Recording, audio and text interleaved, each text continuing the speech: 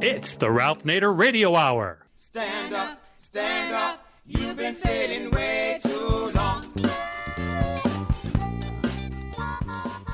Welcome to the Ralph Nader Radio Hour. My name is Steve Scrovan, along with my co-host David Feldman. Hello, David. Good morning. And the man of the hour, Ralph Nader. Hello, Ralph. Hello, everybody. Get ready for a good show. That is absolutely correct. Ever since President Trump pulled out of the Iran nuclear deal in 2018, Iran and the United States continue to be stuck in a cycle of brinkmanship and violence. Our first guest, David Barsamian, is a journalist and lead author of Retargeting Iran, who is here to tell us more about America's turbulent history with that very important Middle Eastern country. His book is a facts-only objective account of where America has gone wrong, and that's just the first part of the show. In the second part of the show, we welcome political cartoonist Mr. Fish. Mr. Fish is actually the cartoonist who illustrated Ralph's updated book, The Day the Rats Vetoed Congress. And I'd like to know how you cartoon when we've been living in a cartoon world. Well, we'll find out all about that. And somewhere in between, we will, as always, take some time out to check in with our corporate crime reporter, Russell Mokhiber. But first, let's talk about the U.S. and Iran's relationship. David Feldman? David Barsamian is a tireless and wide-ranging investigative journalist. He has altered the independent media landscape with his weekly radio program, Alternative Radio. Mr. Barsamian lectures on world affairs, imperialism, capitalism, propaganda, the media, and global rebellions. He is the author of numerous books featuring voices such as Noam Chomsky and Howard Zinn. Some of his more recent books are Global Discontents, Rising Threats to Democracy, Edward Said, Culture and Resistance, and Retargeting Iran. Welcome to the Ralph Nader Radio Hour, David Barsamian. Thank you very much. Welcome indeed, David. Sort of turning the tables on you. You've interviewed me a number of times, and now I'm interviewing you. And you've come out with this book, Retargeting Iran, very timely, because a desperate Donald Trump may want to start some trouble before the election in the Straits of Hormuz or around Iran. Before we get into the book, which is a compilation of insights by people who really know the subject, led by Noam Chomsky and some Iranian American scholars, listeners should know that from the Iranian point of view, historically, Iran hasn't invaded anybody for over 240 years. Number two, when George W. Bush called Iran part of the axis of evil, along with Iraq and North Korea, when the U.S. illegally overthrew the government in Iraq with the devastating consequences to Iraqis to the present day, I suppose the Iranian regime thought they were next, which means that they had to produce a defense system in the circle of influence in the Middle East, something we would have done very, very aggressively if the shoe was on the other foot. At the same time, the Iranian people remember that the U.S. government backed Saddam Hussein in all kinds of ways in his invasion of Iran, which took hundreds of thousands of casualties back when Saddam was an ally of the U.S. And of course, Israel is constantly provoking acts of destruction in Iran from time to time in conjunction with the U.S. And so the people who are running Iran, it's a very poor country. Its GDP is less than that of Massachusetts, even though there are about 80 million people, can get a little paranoid, especially since recent provocations have accentuated Trump's focus on an aggressive response to Iran, which is surrounded, by the way, by U.S. forces in Afghanistan, in Iraq, and in the Persian Gulf. So with that kind of background, David, why did you put this book out, Retargeting Iran, right now, other than the very poor media coverage of all these issues? Well, to counter the enormous propaganda that has saturated any discussion about Iran in the U.S. corporate media, in the so-called alternative media as well. Look, let's cut to the chase. I mean, Iran is a theocratic regime.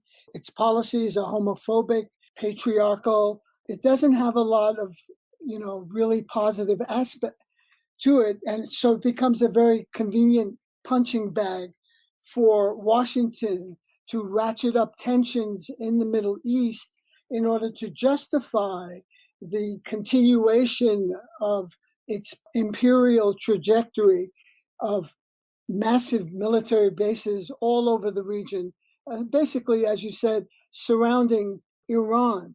Now, August marked the 67th anniversary of Operation Ajax, which is something Ervant Abrahamian, one of the contributors to Retargeting Iran book, talks about. That's where democracy was destroyed in Iran. The overthrow of a very popular liberal politician, Mohammad Mossadegh, had enormous consequences. In fact, the CIA report on that coup organized by Washington and helped by the British was that it was the first example of what they call blowback, the unintended consequences of US actions. So what happened in 53? The destruction of democracy. They brought back the Shah, put him back on the peacock throne, where he ruled for 26 years, setting the stage for the Islamic Revolution in Iran in 1979. And the hostage crisis, which began in November of 79, really has jaundiced how many Americans view Iran. They have very bitter memories of what was regarded as a national humiliation at that point. Now, I'm glad you mentioned that the US embraced Saddam Hussein very enthusiastically throughout the 1980s when it was killing hundreds of thousands of Iranians. But, the US and Iran have also moved closer together in the fall of 2001. After the attacks of 9/11, Iran and the US reached a rapprochement. Iran was instrumental in the Bonn conference in persuading its allies in Afghanistan to accept Hamid Karzai as the new president of Iran. So this helped the moderates in Iran, people like the Ayatollah Mohammad Khatami, to embrace the US and come closer. So what was Washington's response to what Iran did? It declared the country an axis of evil in 2002 in George W. Bush's State of the Union address, pairing Iran with its enemy, Iraq. I mean, this was a huge blow to any kind of rapprochement with Iran. Now, let's fast forward to, I'm collapsing a lot of history here, but to the so-called Iran deal, the JCPOA. We talk about in the book quite a bit, and why that was so significant. That's called the Nuclear Accord. Yes, indeed. And the accord was nullified unilaterally by our great leader in Washington in 2018. But here's a perfect example of what is called chutzpah. You know chutzpah, Ralph? It's that Yiddish phrase for unimaginable arrogance. The US pulls out of the Iran Accord. And then in September, just left a few weeks ago, it goes to the UN demanding that the UN implement snapback provisions in terms of more punitive sanctions on Iran. Now, what was the vote in the UN? Barely reported on. I mean, the US was humiliated. It picked up one vote. That is that Caribbean powerhouse, the Dominican Republic. Otherwise, its vaunted allies, Britain, France, Germany, and others, all voted against the US proposal in the Security Council. Well, the nuclear weapons accord that Obama negotiated with Iran was viewed widely as working. Iran was complying, and under Trump, Secretary of Defense Mathis said the nuclear accord was in the U.S.'s best national interest. So he affirmed it. And then Trump came under the influence of Sheldon Adelson, the multi-billionaire that helped fund his campaign in 2016, who, in effect, got John Bolton, a place of retired General McMaster, as a national security advisor to Donald Trump. And Bolton wanted to bomb Iran. He was a hawk. He wanted to bomb North Korea. And then what happened? I think our listeners are also concerned with the horrific sanctions that are coming down hard on tens of millions of impoverished Iranians, which, of course, is a violation of international law and the Geneva Protocols. You can have sanctions on a government, but if it has a disproportionate effect on starving people, on keeping them from getting medical equipment and services and other ways, it becomes an international crime. Can you talk about that part of the Trump administration? It's extremely damaging to the Iranian people. The average Iranian is suffering enormously under these punitive sanctions, particularly in a time of a global pandemic where medicine is not getting to Iran, medical equipment is not getting to Iran. Why? Because all transactions are being limited via the banks which the US influence. So no transactions can be conducted, even if people want to send medicine or equipment to Iran. So it's had a very deleterious effect. Iran is at very high levels of the COVID-19. And on a humanitarian level, we should be extending our arms and our welcoming to Iran to overcome the crisis of COVID-19. But what is Washington's position? Bullying, more aggressive talk, bellicose actions, and the like. And it reminds me of the Skinnerian approach to foreign policy, which this administration has seemed to have adopted. That is, if you keep, screaming and yelling, ultimately you will get what you want from the targeted person or the country. But that hasn't happened. Iran is a proud country. It's a millennial-old civilization. It's not a new kid on the block. And they're demanding, I think quite rightly, to be treated with dignity and respect. And that's not happening because this regime in Washington is all about a lot of aggressive talk and punishing Iran. And, going back on the deal was a huge, I believe, error. And that has been compounded by the appointment of that notorious Elliot Abrams as U.S. Special Envoy to Iran. Elliot Abrams of Iran-Contra infamy in the 1980s and, well known for his extremist views.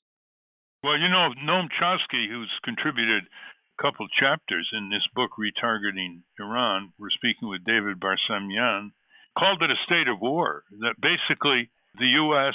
attacks general. They killed the leading general earlier this year, along with a militia Iraqi general who was at the airport at the time. They are provoking all kinds of violent actions inside Iran, and Chomsky calls it a state of war. The Congress has not authorized this. This is Trump with one of his lawless wars. He's into 9 countries, even though he talks about ending endless wars. And what do you think he's going to do if he's desperate? He's way down in the polls now. What is he capable of? And, he doesn't really have the military on his side. He doesn't have our allies in Europe on his side. The military liked the nuclear accord with Iran that Trump pulled out of, and then imposed these draconian sanctions, muscling the banks and muscling our allies not to sell or buy anything to Iran, not to buy its oil, not to provide it with food imports. What do you think he's capable of? This is why you put out this book. This book is a high alert book. It's got a lot of history, but it's very relevant for the next few weeks. Look, we have a rogue regime in Washington that is capable of literally anything, of fabricating a Gulf of Tonkin type of incident to justify a military attack on Iran, to distract the American people.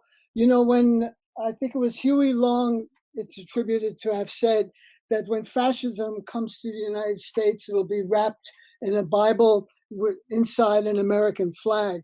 And so by creating a crisis in the Gulf and saying that this is a matter of national security, Trump could try and pull a rabbit out of the hat and distract the American people from the abominable policies which have led to the deaths of hundreds of thousands of people in this country and with expanding military action.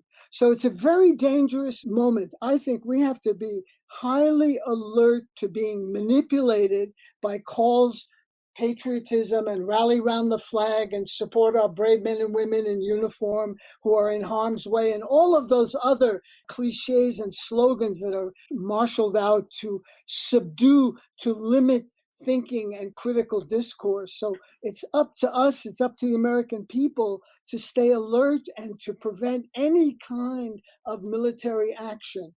Well, this little book is very timely, David. It should be sent to members of Congress who should send warning signals to watch out for a late October surprise, as the saying goes. It's been given admiring quotes on the back. You have a admiring quote by Seymour Hersh. You have a quote by Stephen Kinzer, the author of All the Shah's Men. He says, quote, "This little book contains more wisdom about Iran than exists in the White House, Congress, State Department, and the Pentagon combined," end quote. Are you getting press coverage on this? NPR, PBS, the commercial stations? What kind of attention is this book getting? Well, we just did a webinar yesterday with two of the book's contributors, Nader Hashemi and Trita Parsi. That was organized by the Institute for Policy Studies in Washington. I'm doing interviews with Sonali Kolhatkar, Uprising, and other interviews as well. So there's been some coverage, but NPR and PBS are nowhere to be seen or heard on this particular issue. Well, this is a book for Democracy Now! And Amy Goodman. The treatment of Iran, they try to justify beating up on Iran by saying it's an authoritarian regime, it suppresses women, etc. But actually, there's a lot more dissent going on in Iran. It's sort of an escape valve by the rulers. They allow demonstrations and marches and objections up to a limit. But the point is that if we were surrounded like that in the United States by giant, powerful forces, you think there'd be anything left of our democracy in dissent? That's what's so good about Chomsky's contribution. He says if the shoe was on the other foot and some foreign power overthrew our president in 1953 and installed the dictatorship and encouraged a neighboring country to invade our country and impose all kinds of horrific sanctions and blockades, what do you think we would do? Just before we close, David, I want to give Steve and David an opportunity to pitch in here. Yeah, David, obviously a lot of our policy toward Iran is in relationship with our relationship with Israel. How real or how credible is Israel's fear of Iran? Do they really have something to fear from Iran? I don't think so. Israel is an extremely powerful military force. It has weapons of mass destruction, several hundred nukes by the latest count. It has a very sophisticated air force. What goes on in Iran around Israel and, chanting of death to Israel and is basically political theater for hardliners in Iran to keep their base kind of placated and satisfied. There's no Iranian leader that would risk the destruction not only of their regime, but of the country. I mean, Israel can simply wipe out Iran with its military force. So people should understand that's what's going on of death to Israel. It's almost like, political theater that plays out every Friday after the prayers. Well, it's all part of the giant American empire dominating the world and costing the U.S. people enormous prices. All empires eventually devour themselves, and given the starved public budgets in this country for domestic necessities, so that this swollen, bloated, gigantic military budget can continue is one of the price of empire. So people listening to the program, it's not just what's happening over there to the Iranian people, to our soldiers, to our allies, etc. It's what's happened here as well. And this book, Retargeting Iran, is a real compendium. It's well written. It's a short paperback published by City Lights Books in San Francisco, the progressive publisher out there, and brought together by David Barsamian. Thank you, David. Thank you very much, Ralph. We have been speaking with journalist David Barsamian about his newest book, Retargeting Iran. We will link to that at ralphnaderradiohour.com. Now let's take a short break. When we return, we're going to welcome the man who illustrated The Day the Rats Vetoed Congress. But first, let's check in with our corporate crime reporter, Russell Mokhiber. From the National Press Building in Washington, D.C., this is your Corporate Crime Reporter Morning Minute for Friday, October 9, 2020. I'm Russell Mokhiber. J.P. Morgan Chase will pay $920 million and get a deferred prosecution agreement to settle criminal charges related to two fraud schemes. The first involving tens of thousands of episodes of unlawful trading in the markets for precious metals futures contracts, and the second involving thousands of episodes of unlawful trading in the markets for U.S. Treasury futures contracts. The settlement did not sit well with Dennis Kelleher of the public interest group Better Markets. Kelleher called the settlement grossly inadequate in light of J.P. Morgan Chase's two prior multi-year criminal activities and its 20-year-long rap sheet that includes at least 80 major legal actions that have resulted in over $39 billion in fines and settlements. For the Corporate Crime Reporter, I'm Russell Mokhiber. Thank you, Russell. Welcome back to the Ralph Nader Radio Hour. I'm Steve Scrovan, along with David Feldman and Ralph. The antics of the Trump administration have provided political cartoonists and comedians in general with a cornucopia of material. Let's welcome a guest who knows that more than just about anyone else. David? Mr. Fish, a.k.a. Dwayne Booth, is a cartoonist and freelance writer whose work can be seen regularly at harpers.org and the Sheer Post. He publishes both under his own name and the pen name of Mr. Fish. In addition to numerous essays, interviews, and critiques, he has written two novels, 987 and The Prick, as well as several volumes of political cartoons. Welcome to the Ralph Nader Radio Hour, Mr. Fish. Thank you. Happy to be here. Welcome indeed. Well, you've collaborated with me, Mr. Fish, brilliantly by illustrating this book that was published by Fantagraphics very recently, The Day the Rats Vetoed Congress. And this is a book for citizen action, even though it's fiction. If there were 1 million people who had this book in congressional districts around the country to get through Congress, long overdue progressive agendas that will improve the livelihood and opportunity of the American people, we'd really have some action. You illustrated the dynamics of the book with its disgusting beginning on Capitol Hill, and then went on to illustrate the dynamic mobilization of people and the great leaders that came out of nowhere to participate in a swarm of intelligent and mass rally encirclement of Congress and changing the whole dynamics and cleaning up politics. So it sounds euphoric, and it is, but it's very, very real. And I'm wondering if you could just share for the first time what kind of challenge this was when you went through the book, because it has a lot of my experience on how to influence Congress and mobilize grassroots support, and the incredible importance of Congress given its primary authority under the Constitution. Right. I think you and I fit together so nicely because my approach to political cartooning and to satire, I think, is very similar to your activism and your progressive ideals, meaning that you have an understanding of where power truly resides. And I think that it was my mission, as it is even outside of being your illustrator, the Sonny to your share, to illuminate the basic understanding that you and I have and that many people in the movement have, which is that power is systemic and we have to not just attack personalities and think that we're doing a good job.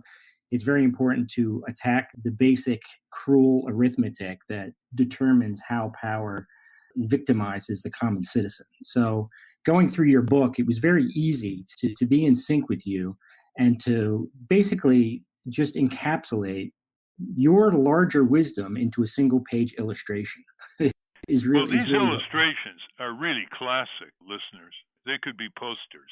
And in another world, this book would have been a bestseller were it not for the lack of attention by the media of the absolutely critical role that Congress should play. I mean, it could change the executive branch, the judiciary. It has the taxing power, the war-making power, the spending power, the investigating power. It's the smallest branch of government. People back home know their names, 535 senators and representatives. And I've talked endlessly on this program over the years of the simple need to set up Congress watchdog groups in all the congressional districts, and they could transform Congress. And this book, of course, does not neglect that the generic power outside of Congress is in Wall Street and the giant corporations. And so we have this dynamic between the politicians, the mass mobilization led by a retired stonemason, Doug Colebrook, and the Wall Street barons and the trade associations in Washington trying to deal with the Wall Street barons. There's a lot of tension, a lot of conflict, a lot of humor, and it's broken up by these wonderful illustrations that you've put in the book. You caught the whole spirit of the book. People who want to get it, you know how to get it online, but you can also get it by going to ratsreformcongress.org. It's a hardback, and I submit that if you start reading this book, which is not that long, but you'll know more about Congress than 99% of the people in this country, and you will be motivated to do something about it. You will no longer feel powerless, because it goes through all of these symptoms that people have, the excuses they make for themselves about why they're not influential over Congress and why the big boys always win. And the ending is really spectacular. I mean, you have to be really proud of the last two illustrations, which we will not disclose on this program in order to enhance the interest in people getting the book. But more than ever, when I looked at your illustrations, I said, this has got to be a movie. This could be really a dramatic movie and a relatively low expense movie as well. Well, one of the things too, one of the things that you're really saying, and I just wanted to pull this out of what the conversation, is that what makes this a important read and a fun read is that it's just in very plain language. Yes, you talk about how government is constructed and how to infiltrate the system in a way that is empowering, but by and large, you're arguing for common decency and justice, and when you're doing that in the face of politicians. And for me, always when I engage with political cartooning or satire, my basic understanding is politicians are really just brokers, business, and consumers. That's not even citizens. So if you can talk about the humanitarian responsibility we have to recognize each other's personhood, then just as you were saying, Ralph, it's really, you're flipping a switch on that is already inside everybody. You don't have to educate them. You're giving them permission to give a crap about the democracy and wanting to do something about it. And the changes they got through Congress and how they moved fast. See, the conventional wisdom is you can't move too fast. It's a slow process. Nonsense. Right. Harry Truman proposed universal health care in the 1940s, and we're still waiting. If you move slowly, you give the opposition corporations too much time to game the system and to produce delay. So in a coordinated series of congressional hearings led by about 110 progressive members of Congress that basically went down to the huge crowds surrounding Congress and joined up, most of the major changes that are on the progressive agenda or on people's minds were enacted.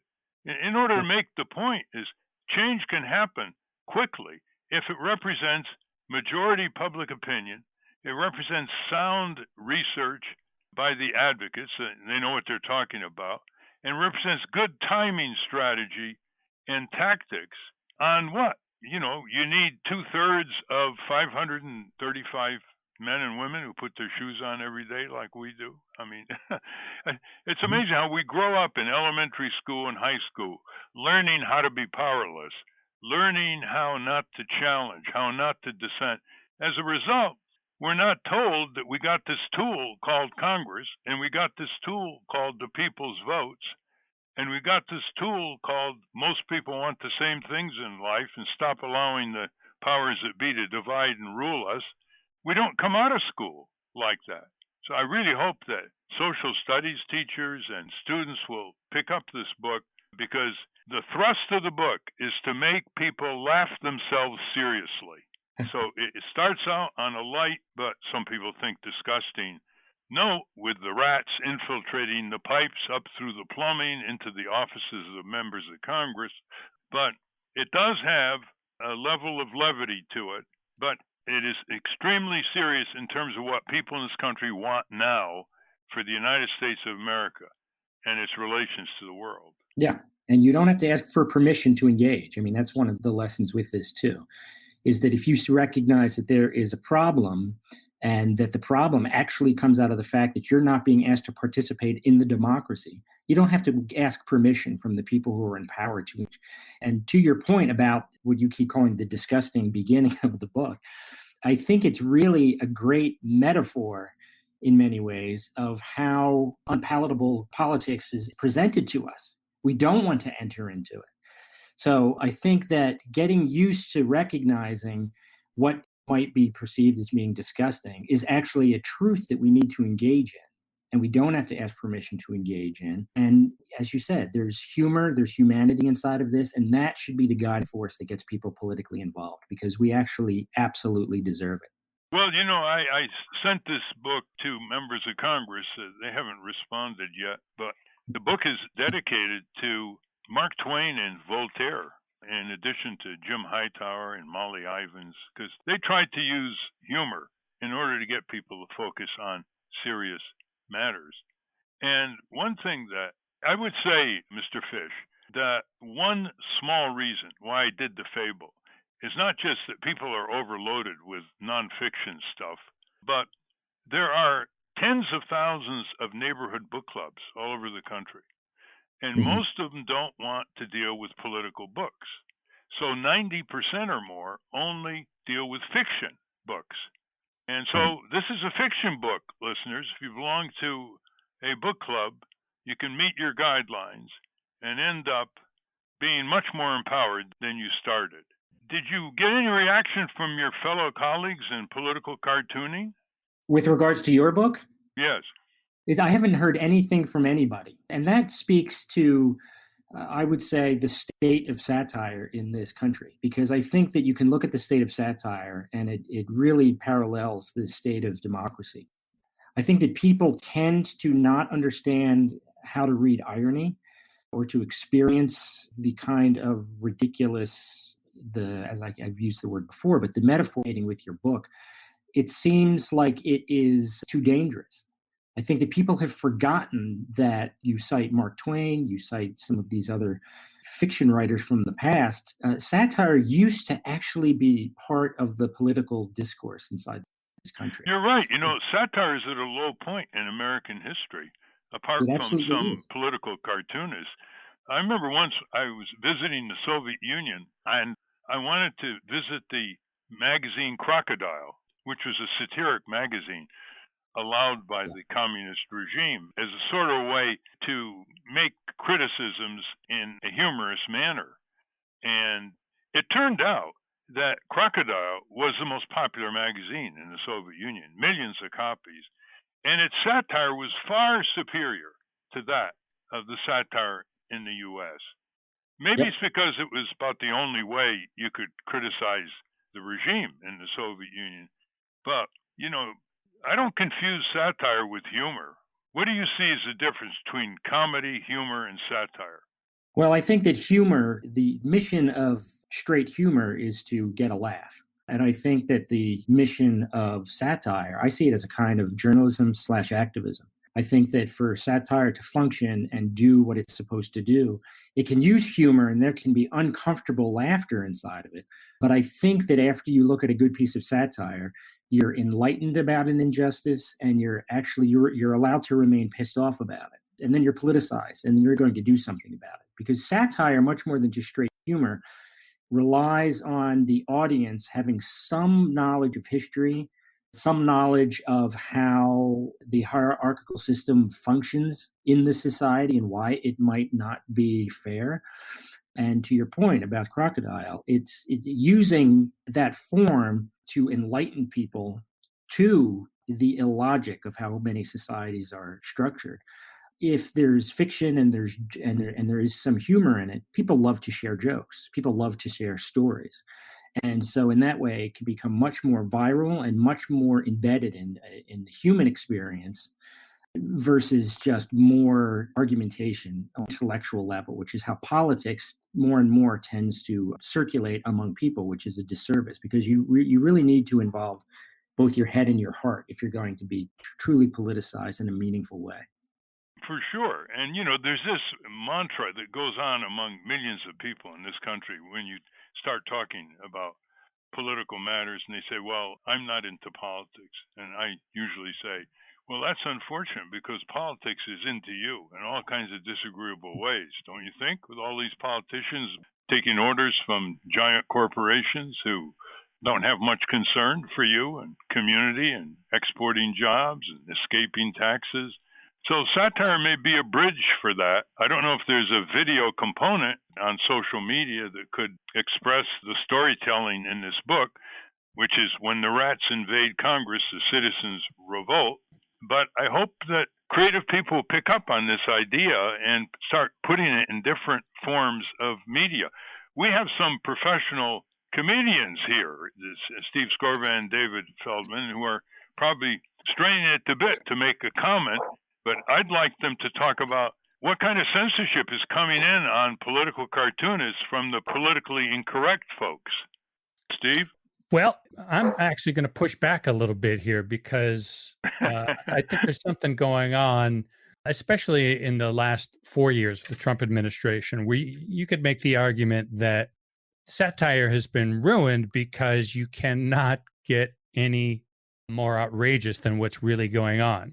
Like you can't satire. Yeah, it's a hat on a hat. It's like almost not worth saying because it's out there every time, just recently Trump coming back from the hospital and acting like he was Jesus Christ. I mean, he just ruined that joke for me because he did it. I would push back against that slightly because I think that the problem with that is that you're focusing in that situation, you're focusing too much on Trump, meaning that if you're just ridiculing the personality, sure, it's attached to policy decisions and certain things that are done to the society. But if your idea of satire is simply ridiculing the person who Trump is, which is very easy because it's very easy to frame him as either a clown or a monster. I think that the job of true satire is to expand the target in a much more honest way, because Trump is there because of, we could spend hours talking about why he's there, but generally speaking, he's surrounded by enablers. He's surrounded by people who are there to protect the office of the presidency, which is where he now sits. So I think a true satirist and real satire has to continue targeting the system, not just they chill the real comedy because, as Ralph points out, they all have corporate paymasters. So you cannot, if you're writing for a newspaper, you're not really allowed to go after the sponsors who are also sponsoring Congress. Yeah. So they become convenient targets. It's easy to pick on Trump, but you can't go after Exxon. Right. And just there's a favorite quote of mine. It includes the F word, but I won't use it. But it's from Lenny Bruce, and it says, take away the right to say F, and you take away the right to say F the government. And I think that that is a mantra to me. That is a piece of philosophy that guides my satirical principles every single day that I work, because it is about what kind of language you're allowed to use. And it is about attacking all these different platforms of corporate power and political power that minimize the voice of the citizen. Well, don't you think that too many humorists and comedians are worried more about the language than what they're saying? Yeah, absolutely. And I think that one of the reasons that is because several decades ago, the artistic community was not allowed into the public conversation anymore. And as a result, people do not understand irony. They do not understand using art and satire as theater, which will educate you into what the human experience is really about. It's just like, because you can scream fire in a crowded theater, but only if you're on the stage, and people understand how to interpret that. But if you scream it off the stage, you're in trouble. And so then you have people who are eavesdropping, listening through the doors of a closed theater and hearing somebody scream fire and saying, that's dangerous. Even if the artist on the stage said that, we've got to sort of put limits on that because it's way too dangerous. And I think that that's where we are now, this muddying of lines and what the responsibility and obligation of satirists and artists are to tell the truth. I think a lot of artists, especially comedians, should spend more time evaluating what they're trying to tell an audience instead of trying to shock them with foul language. Agreed. Totally agree. If you want to just compare somebody like Lenny Bruce, who I've mentioned, or even Bill Hicks, or even Mort Sahl to a degree, some of these things that they were saying, even if there was no profanity used, the concepts that they were communicating were considered obscene. So you have to pay attention to what is considered obscenity now, because sometimes it's not just words, sometimes it is ideas that as comedians, you must recognize that if you're going down a certain path and it does involve implicating the audience to some degree and being implicit in how screwed up things are, by keeping their mouth shut when it comes to, screaming against nefarious powers, you have to recognize when you are pulling your punches. I mean, is that a thing that I would just ask you if that is that a line that you find yourself walking in this particular day and age? I think you're more likely, I hate to repeat myself, but I think there's this self-censorship, especially on television, where the producers don't want to offend anybody who pays the bills. Mm-hmm. So you can't have anything that says F corporations. Anything that would be, if you were to point out that McDonald's and Burger King are destroying the planet by how they purchase meat and, clear cutting the Amazon for cattle, you're not allowed to do that on television. And so then is that begs is what has happened to the many venues where you can say that, and support yourself. Are there places where you can actually engage in this material in a way that allows you to make a living doing it? Well, certainly not on television, not the PBS, not NPR. They're funding. McDonald's funds all this stuff. And I think it coarsens politics because late night hosts and sketch comedy, they mock politicians because that's deemed okay. Yeah. And so what's happened over the years is the American people have been trained to believe that government is made up of fools because they're the only ones being mocked on television. Right. Well, that's one of the reasons why right-wing talk show hosts dominate radio, like Rush Limbaugh and Sean Hannity. Government doesn't advertise. Corporations advertise. That's how Limbaugh makes almost $1 million a week. So it's just a more extreme example daily, beamed to millions of people by Hannity and Limbaugh, of what you're saying, David. But I'm wondering whether this self-censorship is extending to political cartoonists, Mr. Fish.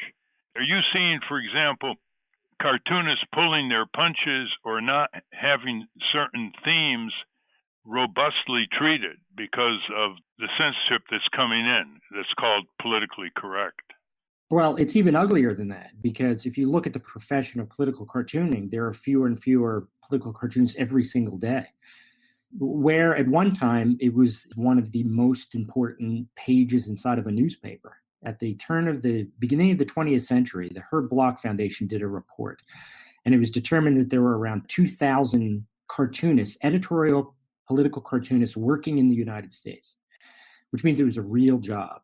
And the study concluded in, I believe it was either 2012 or 2014. I can't remember, but it was determined that at that point, there were fewer than 40 cartoonists. Heavens. And it's less than that. It's as part of this community, you see these obituaries for jobs come in constantly. So as far as what a political cartoonist is allowed to do anymore, as far as pulling punches, they can't feed themselves. They don't. It's a job that might as well be buggy whips. We might as well be making buggy whips. Nobody knows exactly. People are becoming more and more illiterate in this country to how to read a good political cartoon. And political cartooning is, in many countries, alive and well, including Iran. And so you look at some of these other nations where you would think that freedom of speech was definitely going to prevent cartoonists from engaging. And quite the opposite is true. It's actually very vibrant, I would say, almost everywhere else outside of the United States. Well, we've been talking with Mr. Fish, who illustrated my book, The Day the Rats Vetoed Congress, published by Fantagraphics Press. It's a fable of citizen action, listeners. It's in your hands. You can make all the difference. Nobody can stop you. Less than 1% of the people in congressional districts pulling together, reflecting public opinion, majority public opinion, about many changes, and Congress is the tool from which these changes can get underway and implemented. Thank you very much, Mr. Fish, and we should have another program on humor and political satire because we hardly scratched the surface here. Hear, hear. We've been speaking with political cartoonist Mr. Fish. We will link to his work at ralphnaderradiohour.com. Okay, let's jump into some listener questions. We had a lot of response to our interview with Dr. Bandy Lee, who I believe is making her third or fourth appearance on the show. And I wanted to kind of respond to some of these. We got some pushback. We got a lot of support, but we also got some pushback. And I want to deal especially with the pushback here. And I'll try to summarize basically what was being said. For instance, regular listener Don Klepak said, Dr. Bandy Lee should lose her medical license. Of course, she should be shut down. This is obscene, similar to USSR during the 1960s, with the exception it's not promoted by the government.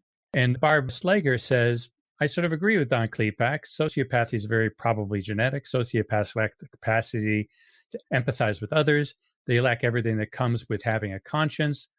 And about Donald Trump perpetrates crimes, she should be arrested, brought to trial, but she thinks psychiatrizing him depoliticizes the situation.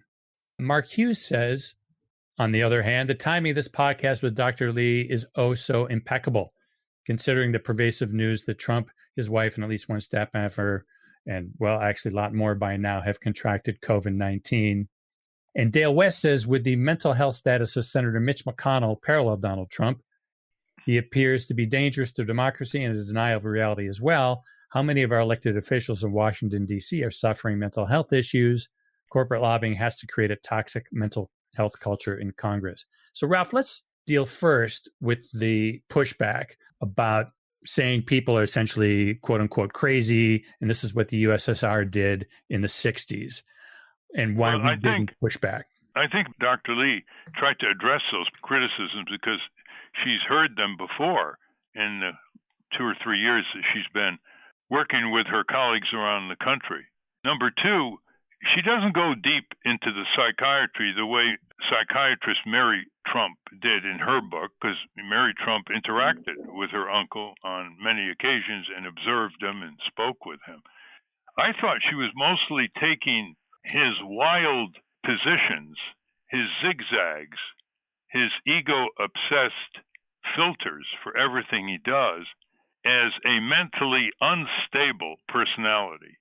So it's the unstable personality of a very powerful political figure, the President of the United States, that she was really focusing on. And she was trying to put some distance from a face-to-face psychiatric profile that some of her critics are trying to attach her to. But if you go back and look at the podcast and see how she explained herself in the 2 interviews we have, I think she is quite sensitive to that distinction. Right. All right, very good. David, take the next one from Demetrio. This question comes to us from Demetrio. And yet, despite the charade that the present electoral system is, Nader advocates for obligatory voting. Dimitri, you remind me of the observation that it's not what a person says, it's what the other person hears. First of all, I recommended a political system where people are not elected by a minority of the voters.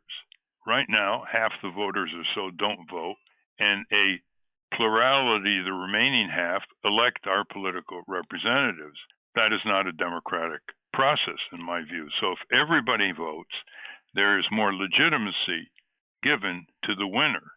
The second is, I've advocated for ballot access so people would have a larger choice of candidates and third parties and fourth parties and independent candidates, and a larger choice of agendas and policies to deliberate and decide who to support. Third, obligatory voting sounds a bit too domineering. You'll recall I was very careful to say that voting would be a legal duty, as in Australia.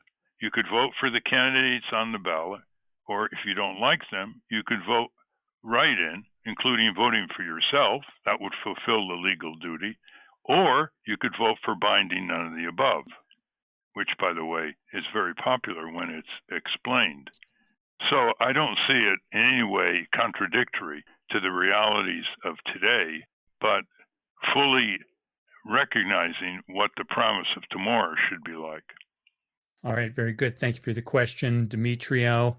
This next one comes from listener Kimberly, and the subject line is excessive, oversized political mailings prevent my real mail from fitting in the mailbox. And she's tried 10 years to remove her name from what she calls this bipartisan practice. Early on at my current address, after a removal request, my first name was even altered, and I received more mailings. 1 week in February, I received 14 oversized cardstock pieces, 5 in one day. This September, I received 19 plus. I think I recycled some in the beginning of the month. It's bad enough Xfinity, Internet, and AARP send mixed media, paper, plastic, and rubber cement, so you can't recycle the item. And also to avoid ID fraud, you need to open each piece. Your personal information is listed in multiple areas. Chase Bank sends thick, multi-fold cardstock mailings. Please help or give insight. She's had a post office box for 32 years, and she canceled this year because she just receives a tremendous amount of junk mail. Kimberly, I think you can tell the post office to delete commercial third-class mailings that you don't want to receive. But I don't think that applies to political messages, which are protected by the First Amendment and are excluded from this right of the resident not to get commercial mailings. Secondly, I know what you can do with the stacks of these oversized postcards, puffing particular political candidate. Bundle them up, send them to the local social studies teacher who is trying to teach children about political advertising. Interesting. Yeah, you're recycling them in a different kind of way. Yes, in an educational manner. Right. Very good. David, take the next one from Patricia. This comes to us from Patricia. There are a few of us here in a mostly Republican state that want our voices heard in regards to points Joe Biden desperately needs to emphasize in his plan after he becomes president. We've searched for contact avenues, but are not confident they reach the intended eyes. We specifically want to contact Greg Schultz and/or Jennifer O'Malley Dillon. Bottom line, we want Joe to know we support him, but need specific plans for his goals during his presidency. What's he actually going to do in the first month, first year? If you have a way of reaching those two, would be much appreciated. Thank you, Ralph. Well, what you do is you contact groups that are going to put forth definitive proposals for a Biden administration right after the election. So you can contact Common Cause, you can contact Public Citizen, contact People for the American Way, contact American Civil Liberties Union. That's what these groups usually do when a Democratic administration prevails. They tell them what they should be doing in Congress and in the White House, so you can get your proposals considered. All right. Well, very good. So contact those groups. There are groups that you can go through. This next question comes from Eva David, and she says, Nestle has been robbing California of our precious diminishing water for 30 years on an expired permit, and we just offered another permit. How are they not being penalized for their 30 years of unpermitted theft and terrorizing of our ecosystem? My faucet water averages over 500 ppm TDS. I'm not sure what that means, but it's some measurement that seems like a lot. Nestle should be forced to upgrade city provided systems as indebted contracts for what they owe and stealing our water, then bottling it in toxic plastics that pollute our seas. How are no California officials holding them accountable? Well, talk to the environmental head of the department in Sacramento about this. I've had other complaints similar to yours, Eva, and I just heard recently that Nestle is actually going to sell its drinking water subsidiary to anybody who wants to buy it. All right. Well, thank you for your questions. And finally, we just wanted to acknowledge all the listeners who have taken upon themselves to take Ralph's action item seriously and contact their auto insurance companies to find out about the rebates. We've had a number of listeners do that, and we've gotten some feedback on the answers. And Ralph, would you like to comment? Yeah, just keep it up. Get some more policyholders, people who own cars, and we'll pitch in to help you complain to the insurance commissioner of your particular state and call up some of the press. This is an easy one for the press. They own cars too. It's a self-interest because there are billions of dollars more that have to be returned. Some insurance companies are doing that more faithfully. Some states are doing it more rigorously, California being one of them. But other insurance companies are playing a deceptive game. Instead of rebating you what they owe you, they say they're going to give you a credit if you sign up for another year of their policy, which is really, off the wall. So just keep the pressure on. If there's a local consumer group in your community, get them galvanized, and keep looking at consumerfederationofamerica.org website for all kinds of updates on the 50 states and the Commonwealth of Puerto Rico. Very good. Thank you for your questions. Thank you for your activism. I want to thank our guests again, David Barsamian and Mr. Fish. For those of you listening on the radio, that's our show. For you podcast listeners, stay tuned for some bonus material we call the Wrap-Up. Join us next week on the Ralph Nader Radio Hour. Thank you, Ralph. Thank you, everybody, and urge your non-voting friends to vote. This is a key year. Hi, this is Jimmy Lee Wirt, producer of the Ralph Nader Radio Hour, and welcome to the Wrap-Up, where Steve and David spend a little more time with Mr. Fish. It's much harder to satirize an abstract concept like corporate power than it is to satirize personality. So I think that has a lot to do with, how people, feel that they can make something resonant. I think you can anthropomorphize a corporation. You can go after Jeff Bezos and Tim Cook. I mean, nobody knows who Paul Ryan was. Until you keep repeating jokes about them. Right. You indoctrinate the audience. You teach them. You can teach the home audience who the CEOs of all these corporations are by repeatedly naming them. You can also making fun of their qualities. Yeah, you could also criticize, as far as the satirist goes, I would even say you go broader and you criticize capitalism, which is much easier to satirize. And then you don't rob the readership from making the deduction and the connection to corporations. Right. Isn't all great comedy, all great satire an ad hominem attack where you just rip the guts out of somebody you think is despicable? And you can do that going after corporate leaders. You can go after the CEOs of all these companies and just eviscerate them. You have to attack them personally. You have to want to destroy their reputation. Otherwise, it's not funny. At least in my estimation. Yeah. Well, there's all these existing paradigms that people think they're stand-ins for the truth. These invented ideas that you have to follow the leader and you have to, speaking out against injustice is impolite. And using jokes to be inappropriate gives people just a moment where they consider an alternative and exercise this love of sort of radical thinking just for the sake of a punchline, because you hear it coming and you're let off the hook. So it's just like, I'm going to open my mind for this moment because I want to maximize my appreciation of the joke. And that's a great, great place to get somebody where they're going to open up their minds just a little bit. And then if you explode the paradigm, the thing that I think is really important, if you do it well, when they get to the point where they have to reassemble their previous understanding of the thing that you attacked, they'll see that it doesn't fit together the way that they thought that it did. And you've infected how their logic is going to, to break down the bullshit. Right. And that's a wrap. Join us next week on the Ralph Nader Radio Hour when we welcome Larry Cohen of Our Revolution and Ezra Levin of Indivisible on organizing a young progressive movement. Until next time. Stand up, you've been sitting